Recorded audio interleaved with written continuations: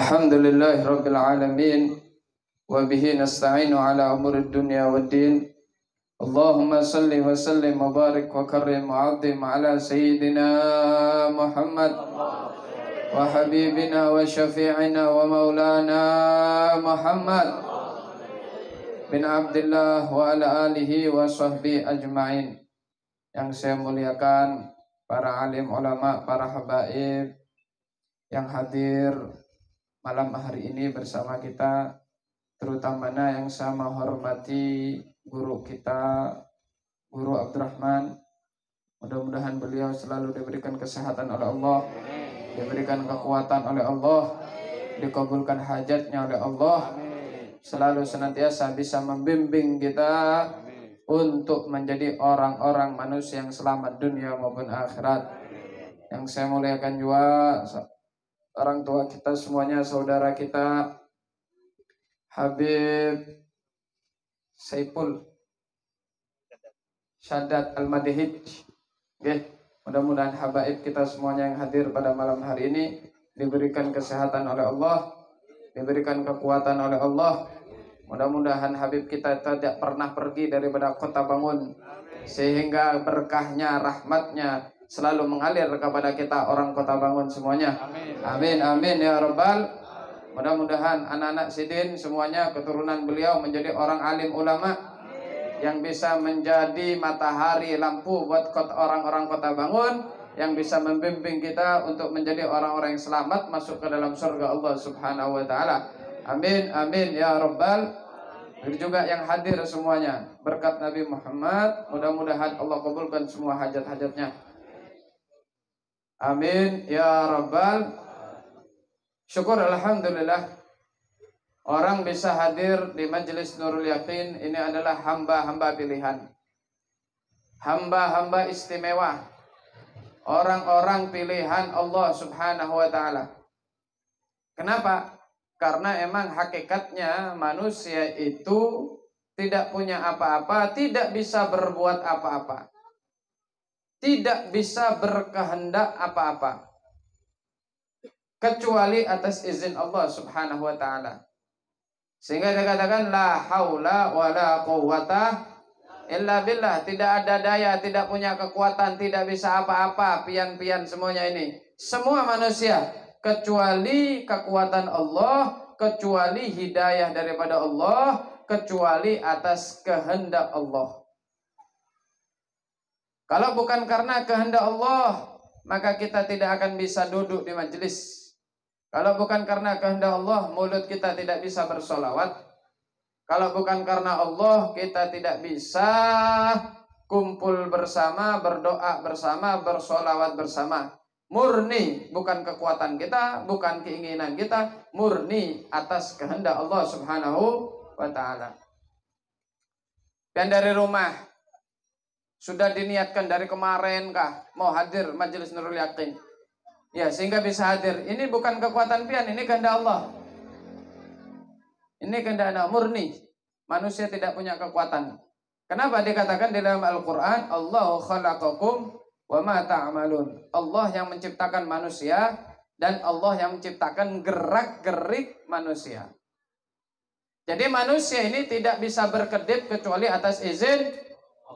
Manusia tidak bisa berbicara kecuali atas izin. Manusia tidak bisa mendengar kecuali atas izin. Manusia tidak akan bisa melangkahkan kakinya kecuali atas izin. Qudrat dan iradat Allah semua. Oh enggak, Beb. Bisa melihat kan ada mata. Bukan karena mata manusia bisa melihat, Bro. Kenapa? Banyak manusia dikasih mata tapi tidak bisa melihat, alias buta. Maunya manusia, siapa yang pengen manusia itu buta? Ya coba. Pian takun nih orang nang buta-buta nang kada kawa melihat toh. Ikam pengen kok buta? Kok kada kok bisa tidak melihat? Semua pengen bisa melihat. Tapi apa daya? Manusia yang menjadikan melihat itu Allah, yang membuat manusia itu buta juga Allah.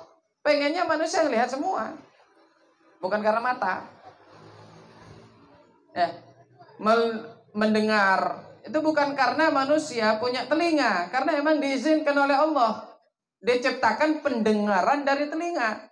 Jadi telinga itu ciptaan Allah, pendengaran itu ciptaan Allah yang lain. Nggak sepaket itu. Beda-beda. Betapa banyak manusia yang punya telinga, tapi kadangkala mendengar.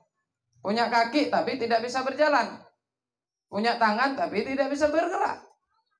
Kenapa? Tidak diizinkan oleh Allah Subhanahu wa ta'ala. Jadi hakikatnya pian bersolawat itu bukan kehendak pian, itu Allah yang bersolawat. Orang sholat itu Allah yang sholat. Orang zikir itu Allah yang zikir hakikatnya. Orang bersedekah itu hakikatnya Allah yang sedekah. Orang diberikan keistimewaan itu Allah semuanya. Karena itu seandainya manusia ini, jangankan mengharap surga, mengharap pahala pun kada pantas.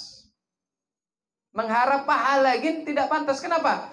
Laung tidak beramal kok mengharap pahala. Coba, ya, tidak bergerak manusia kecuali ada izin Allah. Sholat ikut Allah. Ini Allah. Berarti apa? Coba, kehendak kita ini nggak ada. Semuanya Allah. Jangankan surga, pahala pun kita sebetulnya nggak pantas.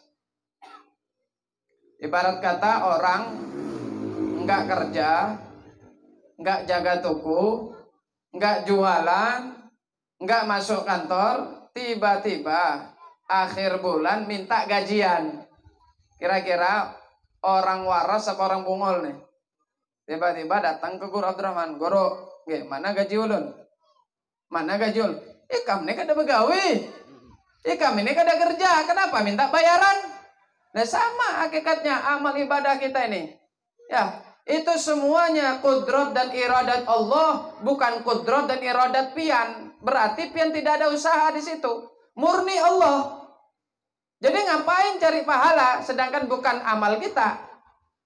Lah terus kayak apa, Beb? Itulah bedanya Allah dengan makhluk. Walaupun hakikatnya kita tidak beramal, tapi kita tidak berbuat kebaikan, tapi tetap Allah berikan pahala, Allah berikan rahmat, Allah curahkan kasih sayang untuk masuk ke dalam surga. Mudah-mudahan semuanya masuk surga. Amin ya Rabbal. Orang zikir itu kemauan Allah. Orang tidak mau berzikir itu juga kemauan Allah. Orang sholat itu kehendak Allah. Orang tidak mau sholat kehendak Allah juga. Orang sujud diizinkan oleh Allah. Orang tidak mau sujud berarti tidak diizinkan oleh Allah. Karena itu wali itu kalau seandainya mereka tidak bisa berzikir itu menangis. Bukan sholat ini. Sholat itu terlalu besar. Zikir aja berat rasanya. Biasanya beristighfar, tapi hari ini nggak baca istighfar. Biasanya bersolawat, tapi hari ini nggak baca solawat. Biasanya ngaji, hari ini nggak bisa ngaji. Menangis, dinangis. Ya Allah, dosa apa yang aku perbuat ya Allah, sehingga pian halangi lisan saya untuk menyebut namamu. Dosa apa ya Allah yang ulun lakukan sehingga mata ini pian halangi untuk memandang kitabmu. Dosa apa ya Allah yang saya perbuat sehingga dahi ini engkau halangi tidak bisa sujud kepadamu. Berarti kan ada dosa. Saya lihat, seandainya pian, awas ya, jangan ke rumah. Kamu dilarang ke rumah. Kamu gak boleh nginjakkan kaki di sini. Berarti orang ini kan tidak dikehendaki. Jangan kan masuk, nginjakkan kaki tidak diizinkan. Ya begitu juga manusia. Ya hakikatnya yang berbuat ini kan Allah. Kok bisa manusia ini tidak bisa berbuat amal soleh? Berarti kan tidak diizinkan oleh. Makanya mereka itu menangis. Kenapa? Takut kena murka azab daripada Allah, sebab tidak diizinkan untuk beribadah kepada Allah Subhanahu wa ta'ala. Udhkuruni adhkurkum. Barang siapa yang selalu lisannya berzikir kepada Allah, menyebut-nyebut nama Allah, berarti Allah pun menyebut-nyebut nama dia. Allah menyebut nama dia. Ya, kalau orang berzikir itu biasa. Kalau orang menyebut nama Allah itu biasa. Tapi kalau orang itu disebut-sebut namanya oleh Allah itu baru luar biasa. Orang mengkesahkan Jokowi. Jokowi nih, kena tanggal 21 datang ke Kota Bangun, hendak mau unjun jam. Nah misal, namanya kesah. Orang mengkesahkan Jokowi biasa. Kenapa? Semua orang kenal Jokowi karena Jokowi adalah presiden negara Republik Indonesia. Biasa, Pak. Tapi yang luar biasa, Jokowi mengkesahkan Bian. Nah, kamu tahu apa Pak Kowi? Orang Kota Bangun tuh, waduh, itu orang Masya Allah luar biasa. Orangnya mah gagah-gagah, orangnya baik-baik. Siapa ngaranya? Si Adul tuh nah. Wah. Disebutkan namanya oleh Jokowi, dikesahkan. Berarti ini kan luar biasa. Begitu juga manusia menyebut nama Allah itu biasa. Manusia berzikir kepada Allah itu biasa. Tapi yang luar biasa ada orang Kota Bangun yang namanya disebut-sebut di langit oleh Allah di hadapan para malaikatnya. Allahumma shalli ala Muhammad. Siapa itu, Beb? Mereka orang-orang yang lisannya selalu berzikir kepada Allah Subhanahu dan bersolawat. Bersolawat, berzikir.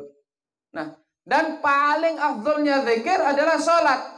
Aqimis sholat li dzikri. Kerjakan sholat, dirikan sholat untuk berzikir mengingat aku. Kenapa? Karena sholat ini as-sholatu as-silatu bainal abdi war rabb. Hubungan langsung antara hamba dengan Allah. Sebab ketika manusia itu sholat, mi'ara as-sholah mi'arajul mu'min. Sholat ini adalah naiknya rohnya seorang beriman sampai kepada Allah. Kalau orang kada sholat, berarti rohnya tidak pernah nyampai ke langit. Berjalanan aja di Kota Bangun. Ya, ke sungai, ke hulu, ke hilir, ke laut, ke darat, tempat pairil, ke tempat haji Diman. Di situ-situ aja. Kenapa? Kada sholat, rohnya tidak bisa naik ke langit. Kalau ngomong seakan-akan sampai Sidratul Muntaha, kesah nih. Saking dari tingginya ilmunya tuh. Ilmunya tinggi. Kalau kisah masalah ketuhanan, kisah masalah ma'rifat, kisah masalah tauhid, 7 hari 7 malam kada tuntung. Kenapa? Saking dari dalamnya tuh. Tapi kalau kada sholat, kada naik rohnya ke langit. Kenapa? Sebab Rasulullah mengatakan as-sholatu mi'rajul mu'min. Sholat itu adalah naiknya roh hakikat manusia ke langit berjumpa dengan Allah Subhanahu. Semakin Anda sebagai manusia menundukkan martabatnya sebagai manusia secara zahir, maka secara batin roh Anda semakin naik. Semakin badan Anda semakin rendah, roh Anda semakin tinggi. Semakin nempel ke tanah, semakin ruh tinggi. Kenapa? Karena minha khalaqnakum wa minha nu'idukum wa minha nukhrijukum taratan ukhra. Dari tanah manusia diciptakan, dan ke tanah manusia akan kembali, dan dari tanah juga akan dibangkitkan. Tapi kalau ruh itu dari nurnya Allah. Roh itu dari nur ilahi. Ketika rohnya meninggal dunia, itu atau roh manusia ketika pisah dari jasad, itu naik ke langit. Rohnya sampai menghadap kepada Allah. Karena itu kan dikatakan inna lillahi wa inna ilaihi raji'un. Dari Allah kembali ke Allah. Siapa itu? Ruh. Dari tanah kembali ke tanah. Siapa itu? Jasad. Nah karena itu jasadnya semakin nempel ke tanah, maka rohnya, pangkatnya semakin tinggi di langit. Paham ya? Nah, karena itu lihat para aulia, para wali-walinya Allah Subhanahu wa taala, semakin ilmu ma'rifatnya kuat, semakin ilmu ma'rifatnya tinggi, tambah tidak pernah berhenti ibadah kepada Allah. Zikirnya semakin kuat, ibadahnya semakin banyak. Syekh Abdul Qadir Al-Jilani, Imam Faqih Muqaddam Muhammad bin Ali Ba'alawi, Syekh Ahmad Ar-Rifai, itu sidin, mereka-mereka itu, Al-Imam Habib Abdullah bin Husain bin Tahir, mereka kalau baca zikir la ilaha illallah, la ilaha illallah, itu sehari semalam itu 12.000 kali, paling sedikit. Ya, normalnya mereka 25.000 kali zikir la ilaha illallah, la ilaha illallah, bayangkan. Oke. Belum lagi sholawatnya. Syekh Ahmad Arifah ini kalau baca sholawat sehari semalam itu sebanyak 100.000 kali sholawat. Bayangkan kan. Bebusa mulut pian. Sehari semalam ada yang sholawat 10.000? 10.000? 10.000? 10.000? Hah? 7.000? 5.000? Kalau 1.000 insya Allah banyak. Al-Imam Ahmad Syekh Ahmad Ar-Rifai, wali besar. Ya, seluruh dunia tahu makom kedudukan sidin, kemuliaan sidin. Seluruh dunia mengakuin, bukan orang Kota Bangun aja. Seluruh dunia ini. Nah, beliau 100.000 membaca sholawat setiap hari. Bayangkan. Beliau salah satu wali nang hidupnya tenggelam dengan Nabi Muhammad. Pokoknya pikirannya Muhammad, Muhammad, Muhammad, Muhammad, Muhammad. Sehingga semakin mereka kenal dengan Allah, ma'rifatnya tinggi kepada Allah, ma'rifatnya tinggi siapa itu Nabi Muhammad, maka mereka tidak akan pernah berhenti menyebut-nyebut Allah dan Nabi Muhammad. Kenapa? Kenal. Sehingga ketika Syekh Ahmad Ar-Rifai itu berziarah ke Madinah, pas berada di depan makamnya Rasulullah, ya sudah puluhan tahun ini kadang-kala haji dan kadang umroh. Kenapa? Tidak ada kendaraan, perlu menempuh jalan yang sangat jauh dan panjang. Ketika di depan makamnya Rasulullah, maka Syekh Ahmad Ar-Rifai mengatakan, ya Rasulullah, ya dulu kemarin-kemarin ya saya cuma bisa menyambungkan, saya bisa mengirimkan rasa rindu dan cintaku lewat udara yang terhembus di Irak menuju ke Madinah. Mulut ini tidak pernah putus-putus untuk menyebut namamu. Ruh saya setiap hari selalu berterbang rindu kepadamu. Ya Rasulullah, saya sekarang berada di depan makammu. Saya sekarang berada di depan makammu, di depan kuburanmu ya Rasulullah. Maka izinkan saya untuk menyambung hubungan saya dengan pian, dan anugerahkanlah sesuatu yang belum pernah dianugerahkan kepada orang-orang sebelum aku ya Rasulullah. Itu tiba-tiba Pak, itu kuburannya Rasulullah ya kebuka dan tangannya Rasulullah keluar. Tangannya Rasulullah keluar. Itu disaksikan seluruh orang haji, seluruh orang umroh yang sholat, yang ziarah di makam waktu itu. Bukan orang satu. Kalau ada orang di malam ulun mimpi dapat malam Lailatul Qadar misal, bisa aja bohong. Tadi malam ulun mimpi didatangi sosok makhluk tinggi, besar, gondrong, ngasih saya kitab gendruwo warnanya. Misal kan. Bisa aja bohong. Kenapa? Enggak ada saksi. Saya tadi malam didatangi sosok cahaya yang terang benderang. Siapa tahu iblis? Kan enggak tahu. Ngaku saya didatangi Nabi Muhammad. Iya kalau iya, kalau bukan. Ini disaksikan oleh ribuan jamaah yang ada di Masjid Nabawi yang sama-sama berziarah ke makam Rasulullah. Tangannya Rasulullah keluar. dan Imam Ahmad Ar-Rifai bisa mencium langsung. Ya, bisa mencium langsung, bersentuhan, salaman dengan tangan mulia Nabi Muhammad. Allahumma shalli ala Muhammad. Itu jelas-jelas orang yang tinggi ilmunya masalah Allah dan masalah Nur Muhammad. Kenapa? Coba lihat, tidak pernah berhenti berzikir dan tidak pernah capek beribadah. Kenapa? Bukti bahwa mereka adalah pecinta-pecinta Allah, pecinta-pecinta Nabi Muhammad sallallahu alaihi wasallam. Karena itu para jamaah yang dirahmati Allah Subhanahu wa taala, nih tanda orang yang betul-betul hatinya ada Allah, hatinya ada Rasulullah. Kalau tidak, berarti cuma teori aja. Teori. Anak kecil gin kawak, Pak, kalau nyopir mobil tuh gigi 5, karena digas sampai 180, karena nanti sejam kita sudah nyampe Samarinda.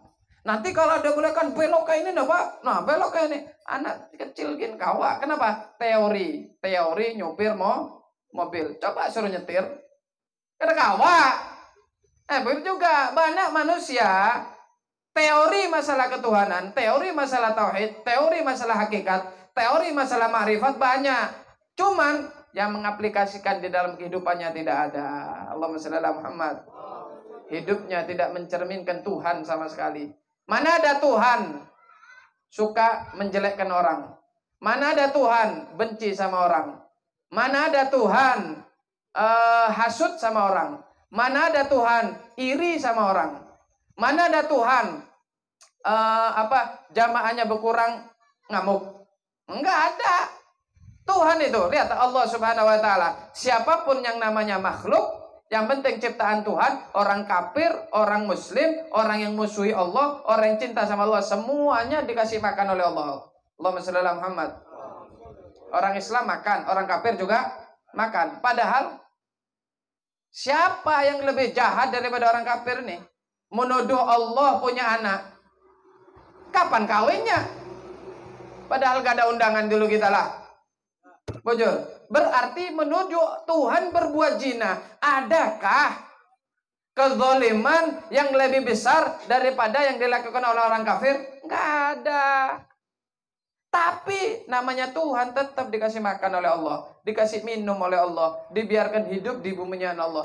Ini baru betul-betul namanya Tuhan Allah Subhanahu wa taala. Ini tidak.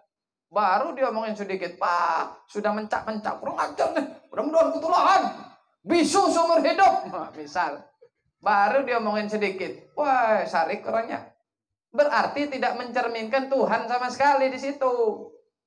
Paham? Banyak orang kisahnya masalah ketuhanan, tapi tidak mencerminkan ketuhanan sama sekali di dalam dirinya. Berarti itu anak kecil yang mengkisahkan teori masalah nyopir mobil setengah jam sampai Samarinda ajar. Nah itu sudah. Nah itu para jamaah yang dirahmati Allah Subhanahu wa taala. Mudah-mudahan Allah berikan kita jalan yang lurus, jalannya Nabi Muhammad sallallahu alaihi wasallam. Amin ya rabbal. Yang paling penting itu ngikuti syariat. Rasulullah diutus itu untuk membawa syariat. Nabi Muhammad berjuang mengorbankan nyawa, harta, benda untuk menegakkan syariat. Para sahabat Nabi sampai banyak terbunuh untuk menegakkan syariat. Untuk apa? Untuk menyatukan, untuk menyampaikan kalimat La ilaha illallah Muhammadur, untuk mengajak orang sholat, untuk mengajarkan orang puasa, untuk mengajak orang mengeluarkan zakat. Itu visi Nabi Muhammad dan para sahabat-sahabat Nabi Muhammad sallallahu alaihi wasallam. Kita ini adalah seumpama sepotong daging. Kita ini adalah sepotong daging yang tidak ada harganya sama sekali, dan nanti akan menjadi bangkai yang tidak ada nilainya apapun sama sekali kalau bukan karena Nabi Muhammad. Kita ini adalah bangkai yang busuk, yang tidak ada nilainya sama sekali kalau bukan karena Rasulullah. Coba diri kita ini, apa isinya kita ini? Ini daging kita ini. Ya, kita ini isinya tulang, daging, darah, lemak, macam-macam. Ini badan yang kita pelihara ini, badan yang kita sayangi ini, badan yang kalau makan harus yang nyaman, harus ikan patin bakar, harus baung salai. Kalau makan harus pakai undang. Kalau makan harus pakai ikan bilis. Kalau makan harus rawon. Kalau tidur pakai pengennya kasur nang paling empuk. Bujur nih? Pengen tidur di terpal apa di kasur nang paling empuk, Pian? Jawab. Jawab aja. Kalau Pian, Beb, ya jelas lah. Kalau saya pengen di kasur nang empuk. Nang dikasih kasur nang empuk, ngapain tidur di karpet? Nah, namanya manusia itu wajar. Ya, pengennya tidur di kasur yang paling empuk. Pengen punya mobil yang paling mewah. Pengen kalau punya rumah yang istana. Oke, kalau sakit diobatin, kecil dibesarin, kurus digemukin. Tapi ketahui, kalau kita tidak ngikuti syariat Nabi Muhammad, maka kita itu ibaratkan bangkai nantinya yang tidak ada harganya. Kenapa? Karena hakikat kita bukan diri kita yang kita sayang ini. Kita adalah di dalam jiwa kita adalah ruh kita yang nantinya menghadap Allah Subhanahu wa ta'ala. Roh kita, diri kita itu ya roh kita itu. Ini, badan ini. Nang kalau baju, pengen baju yang paling mahal. Ini nanti ibaratkan bangkai, ibaratkan sampah. Sampah maka akan dibuang dan tidak ada harganya. Ya, sampah namanya sampah. Sampah buanglah pada tempatnya. Sampah buanglah pada tempatnya. Ketika manusia pulang ke rahmat Allah, maka nang tersisa sampah. Kalau namanya sampah, itu dibiarkan di rumah apa dibuang? Dibiarkan di rumah apa dibuang? Dibiarkan di jalan apa ditendang? Tendanglah, nggak mungkin sampah di jalan-jalan, dibuang. Nah, itulah jasad kita. Nanti akan dibuang seperti sampah. Di mana, Beb? Di kuburan. Nah, sampah ini sampah, jadi sampah nanti. Ini casing ngarannya. Jadi sampah. Nah, kalau tidak dibuat ibadah, dibuat sholat, dahi dibuat zikir, sujud, mulut dibuat ngaji, mulut dibuat sholawatan, maka apa nilainya? Nah, karena itu kita kalau bukan karena Nabi Muhammad, kita kalau bukan karena ngikutin syariatnya Rasulullah, maka kita akan jadi sampah dunia akhirat.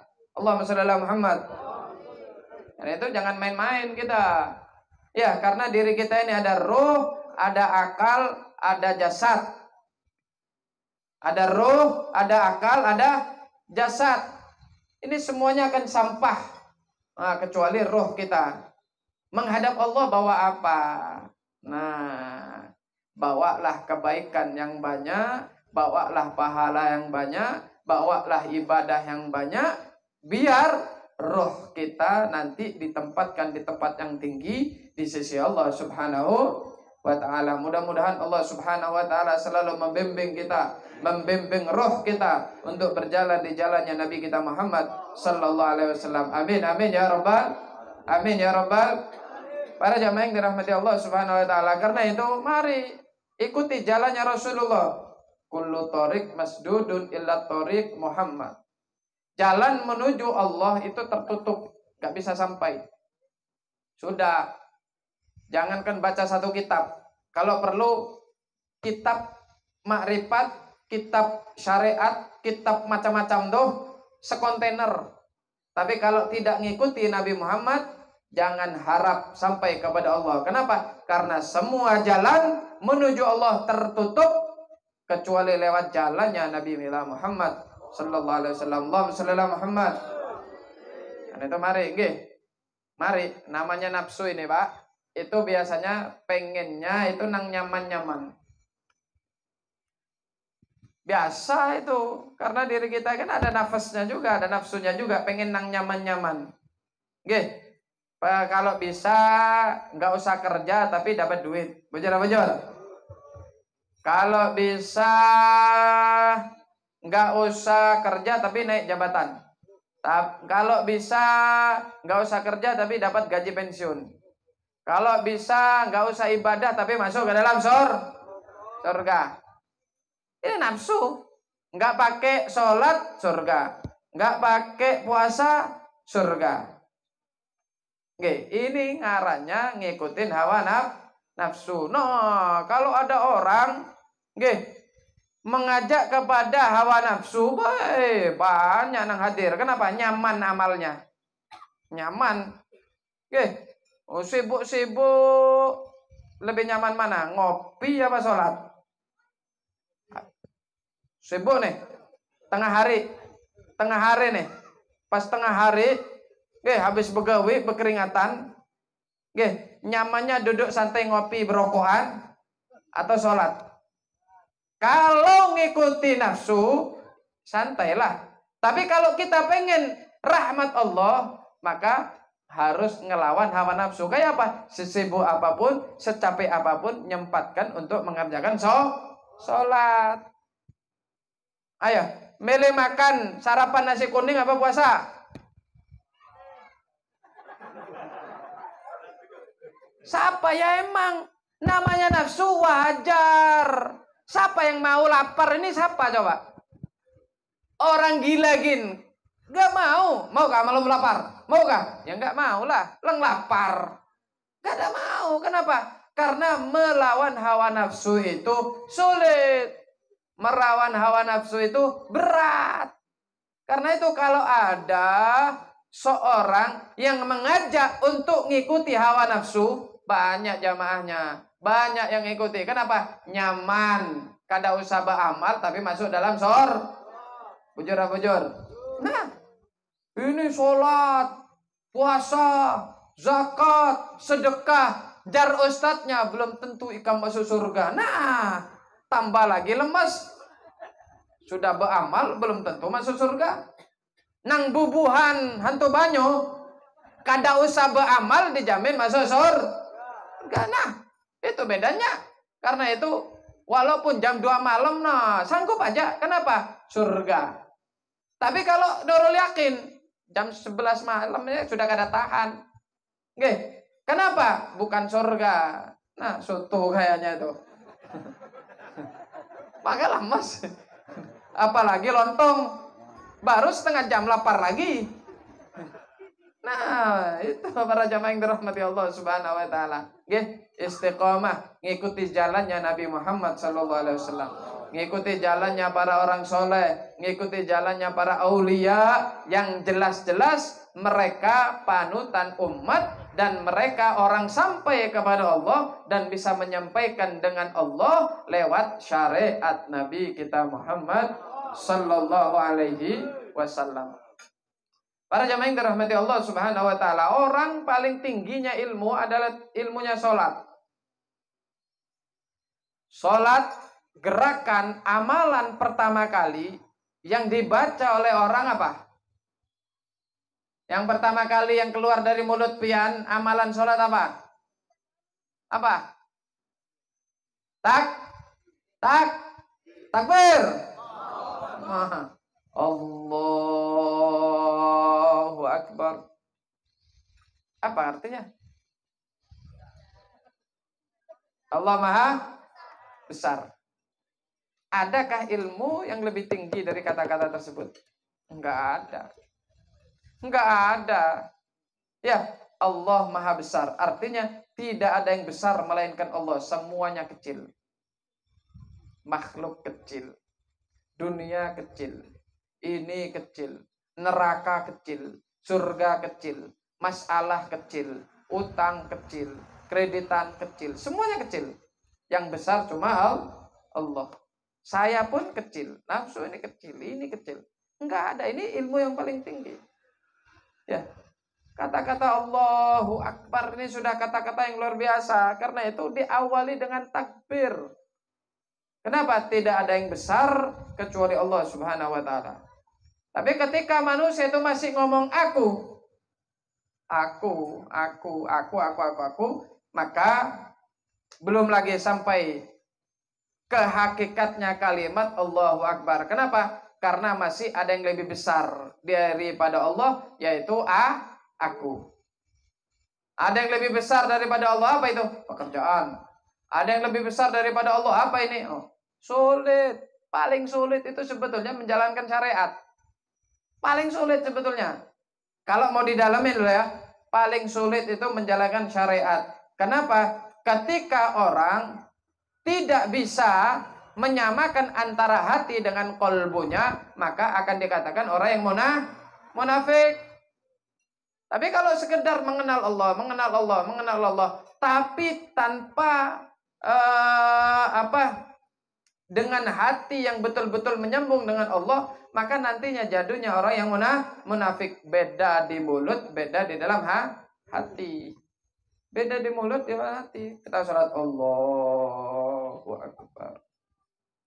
Kalau masih ingat kepada selain Allah, berarti masih ada yang lebih besar daripada Allah. Jadi kalau cuman belajar ilmu nang aneh-aneh itu gampang sebetulnya. Coba jalankan syariat seperti menjalankan para wali, menjalankan syariat. Yakin semuanya tidak akan kawan. Semuanya tidak akan bisa. Berat jalankan syariat itu. Karena itu nafsu yang berat-berat berat. Nafsu yang berat-berat ngalih. Nafsu yang berat-berat dia sulit. Kenapa? Karena emang berat. Karena itu harus dilawan hawa nafsu agar kita menjadi nafsu di dalam diri, menjadi nafsu yang mutmainnah.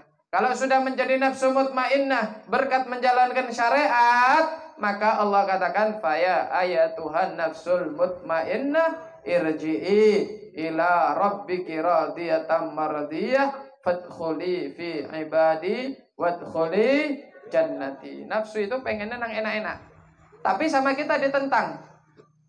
Ya, ditentang. Suruh sholat, suruh zikir, suruh puasa, suruh sedekah, suruh ini, suruh ini. Itu ngarannya nafsu mutmainnah. Apa nafsu mutmainnah ini? Nafsu yang bisa dikendalikan untuk ibadah.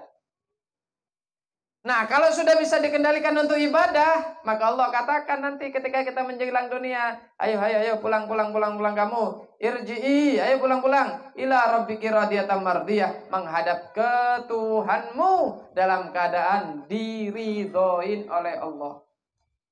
Kalau kita kan sekarang cari ridho, anta maksudi waridoka matlubi. Kita ini cari ridho, belum tentu dapat ridho. Tapi kalau kita mengekang nafsu kita untuk selalu menjalankan syariat, maka nanti ajal menjemput, Allah katakan, kamu wahai nafsu yang mutmainnah, pulang dalam keadaan mendapatkan ridho Allah. Fadkhuli fi ibadi wadkhuli jannati, masuklah kamu di golongan hambaku yang soleh dan masuklah ke dalam surga. Amin ya rabbal. Para jamaah yang dirahmati Allah Subhanahu wa taala, ya mudah-mudahan Allah Subhanahu wa taala selalu berikan kita hidayah, Allah berikan kita taufik, Allah berikan kita kekuatan untuk selalu istiqomah berada di ajarannya Nabi kita Muhammad sallallahu alaihi wasallam. Amin amin ya rabbal alamin. Al-Fatihah. A'udzubillahi minasyaitonir rajim. Bismillahirrahmanirrahim. Alhamdulillahirabbil alamin. Arrahmanirrahim.